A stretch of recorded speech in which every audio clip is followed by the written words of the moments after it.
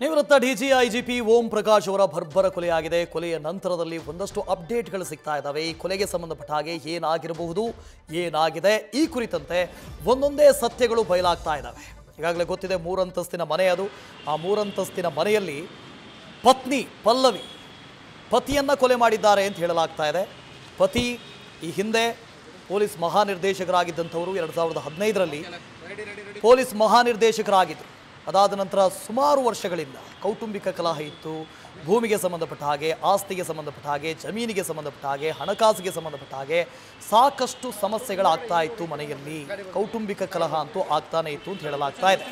ಸುಮಾರು 10-15 ವರ್ಷಗಳಿಂದ ಹೀಗಾಗ್ತಾ ಇದ್ರೆ ಇಷ್ಟು ವರ್ಷಗಳವರೆಗೆ ಬೆಳೆಸ್ಕೊಂಡು ಬಂದಿದ್ಯಾಕೆ ಅನ್ನೋ ಪ್ರಶ್ನೆ ಒಂದು. ಪ್ರಶ್ನೆ 2, ಪತ್ನಿ ಪಲ್ಲವಿ ಈ ಹಿಂದೆ ವಾಟ್ಸಪ್ ಗ್ರೂಪ್ನಲ್ಲಿ ಈ ಬಗ್ಗೆ ಒಂದು ಸುಮೋಟೋ ಕೇಸ್ ಹಾಕಿ ಅಂತ ಪೊಲೀಸರಿಗೆ ಹೇಳಿದ್ರಂತೆ. ಪೊಲೀಸರ ವಾಟ್ಸಪ್ ಗ್ರೂಪ್, ಅದರಲ್ಲಿ ಮೆಸೇಜ್ ಹಾಕಿದ್ರು, ನನ್ನ ಪತಿ ಮಾನಸಿಕ ಹಾಗೂ ದೈಹಿಕ ಕಿರುಕುಳವನ್ನು ಕೊಡ್ತಾ ಇದ್ದಾರೆ, ಗನ್ ಹಿಡ್ಕೊಂಡು ಓಡಾಡ್ತಾ ಇದ್ದಾರೆ, ಯಾವ ಹೊತ್ತಿನಲ್ಲಿ ಬೇಕಾದರೂ ನಮ್ಮನ್ನು ಕೊಲೆ ಮಾಡ್ಬೋದು, ಇವರ ವಿರುದ್ಧ ಕ್ರಮ ತೆಗೆದುಕೊಳ್ಳಿ, ಸುಮೋಟೋ ಕೇಸನ್ನು ದಾಖಲಿಸಿಕೊಳ್ಳಿ ಅಂತ ಹೇಳಿದ್ರು. ಅಂದರೆ ಫಾರ್ಮಲ್ ಆದಂಥ ಕಂಪ್ಲೇಂಟ್ ಅಲ್ಲ, ಇನ್ಫಾರ್ಮಲ್ ಆಗಿ ಹೇಳಿದರು, ಅನೌಪಚಾರಿಕವಾಗಿ ದೂರನ್ನು ಕೊಟ್ಟಿದ್ರು ವಾಟ್ಸಪ್ ಮುಖಾಂತರ. ಆದರೆ ಆ ಹೊತ್ತಿನಲ್ಲಿ ಪೊಲೀಸರು ಯಾಕೆ ಸೀರಿಯಸ್ ಆಗಿರಲಿಲ್ಲ, ಯಾಕೆ ಇದನ್ನು ಗಂಭೀರವಾಗಿ ಪರಿಗಣಿಸಿರಲಿಲ್ಲ ಅನ್ನೋ ಪ್ರಶ್ನೆ ಅಂತೂ ಇದ್ದೇ ಇದೆ. ಇಷ್ಟೆಲ್ಲ ಹೇಳಿದ ನಂತರ ಗಂಡನನ್ನ ಪತ್ನಿ ಕೊಲೆ ಮಾಡುವಂಥದ್ದು ಏನಾಯಿತು ಗೊತ್ತಿಲ್ಲ. ಸಡನ್ ಆಗಿ ಆ ಪ್ರೊವೊಕೇಶನ್ ಎಲ್ಲಿಂದ ಬಂತು? ಗನ್ ಹಿಡ್ಕೊಂಡು ಓಡಾಡ್ತಾ ಇದ್ರು, ಜಗಳ ಮಾಡ್ತಾ ಇದ್ರು, ಮಾನಸಿಕ ದೈಹಿಕ ಹಿಂಸೆ ಕೊಡ್ತಾ ಇದ್ರು ಅಂತ ಹೇಳಿದ್ರೆ ಈ ಹಿಂದೆಯೂ ಕೂಡ ಪತ್ನಿಯ ಮೇಲೆ ಮಾರಣಾಂತಿಕ ಹಲ್ಲೆ ಮಾಡಿರುವಂಥ ಸಾಧ್ಯತೆಗಳಿದ್ದಾವೆ, ದೈಹಿಕವಾಗಿ ಹಲ್ಲೆ ಮಾಡಿರುವಂಥ ಸಾಧ್ಯತೆಗಳಿದ್ದಾವೆ. ಇವತ್ತೇನಾದರೂ ಜಗಳ ಆಗುವಂಥ ಸಂದರ್ಭದಲ್ಲಿ ಈ ಜಗಳ ಅತಿರೇಕಕ್ಕೆ ಹೋಗಿ ಮತ್ತೆ ಗನ್ ಹಿಡಿದು ಎಲ್ಲಾದರೂ ಪತ್ನಿಗೆ ದೈಹಿಕವಾಗಿ ಹಿಂಸೆ ಮಾಡೋದಕ್ಕೆ ಶುರು ಮಾಡಿದ್ರ, ಹಲ್ಲೆ ಮಾಡಿದ್ರ, ಆ ಹೊತ್ತಿನಲ್ಲಿ ತನ್ನ ಸೆಲ್ಫ್ ಡಿಫೆನ್ಸ್ಗೋಸ್ಕರ, ತನ್ನ ಆತ್ಮರಕ್ಷಣೆಗೋಸ್ಕರ ಪತ್ನಿಯಲ್ಲಾದರೂ ಚಾಕುವಿನಿಂದ ಇರಿದ್ರ, ಈ ಥರದ ಪಾಸಿಬಿಲಿಟಿ ಕೂಡ ಇದೆ. ಸಾಧ್ಯತೆಗಳ ಬಗ್ಗೆ ನಾವು ಮಾತಾಡಲೇಬೇಕು. ಇಷ್ಟೆಲ್ಲ ಸಾಧ್ಯತೆಗಳಿದ್ದಾವೆ. ಇನ್ನೊಂದು ಕಡೆಯಿಂದ ಕೊಲೆ ಆದಾಗ ಯಾರೆಲ್ಲ ಮನೆಯಲ್ಲಿದ್ದರು? ಕೇವಲ ಪತ್ನಿ ಮತ್ತು ಪತಿ ಇಬ್ಬರೇ ಇದ್ರ? ಮಗಳು ಕೂಡ ಇದ್ರು. ಮಗಳು ಎಲ್ಲಿದ್ರು? ಈ ಕೊಲೆಯಲ್ಲಿ ಮಗಳ ಪಾತ್ರ ಏನು? ಮಗಳು ಕೂಡ ಅಲ್ಲಿದ್ರ? ಕೊಲೆ ಮಾಡೋವಂಥ ಹೊತ್ತಿನಲ್ಲಿ ಮಗಳಿದ್ರ ಅಲ್ಲಿ?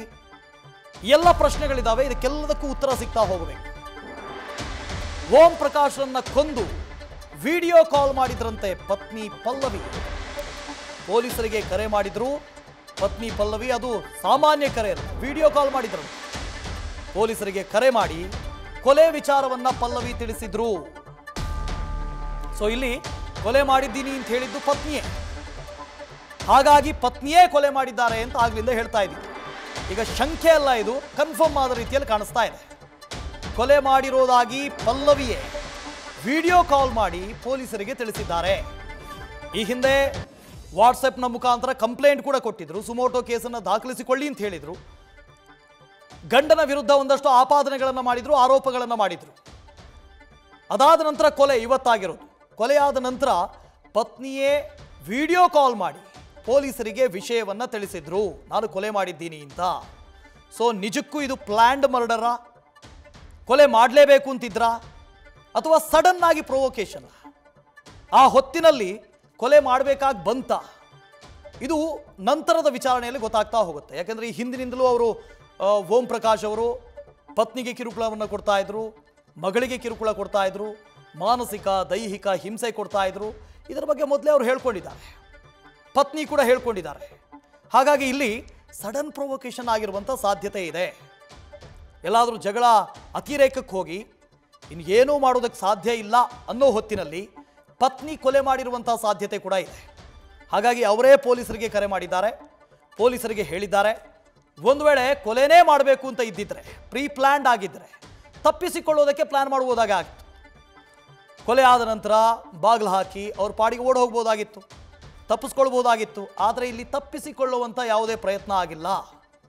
ಪತ್ನಿ ಸೆಲ್ಫ್ ಡಿಫೆನ್ಸ್ಗೋಸ್ಕರ, ಆತ್ಮರಕ್ಷಣೆಗೋಸ್ಕರ ಕೊಲೆ ಮಾಡಿರುವಂಥ ಸಾಧ್ಯತೆಗಳು ಕೂಡ ಇದ್ದಾವೆ.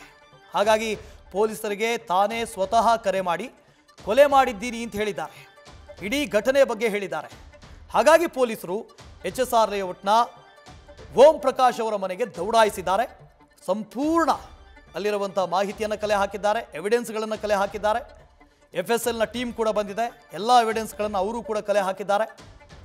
ಜೊತೆಗೆ ಈಗಾಗಲೇ ಪೊಲೀಸ್ ಕಮಿಷನರ್ ಬಂದಿದ್ದರು, DGIGP ಅವರು ಕೂಡ ಬಂದಿದ್ದರು, ಸ್ಥಳದಲ್ಲಿ ಪರಿಶೀಲನೆ ಮಾಡಿ ಹೆಚ್ಚಿನ ಮಾಹಿತಿಯನ್ನು ಕೂಡ ಪಡ್ಕೊಂಡಿದ್ದಾರೆ.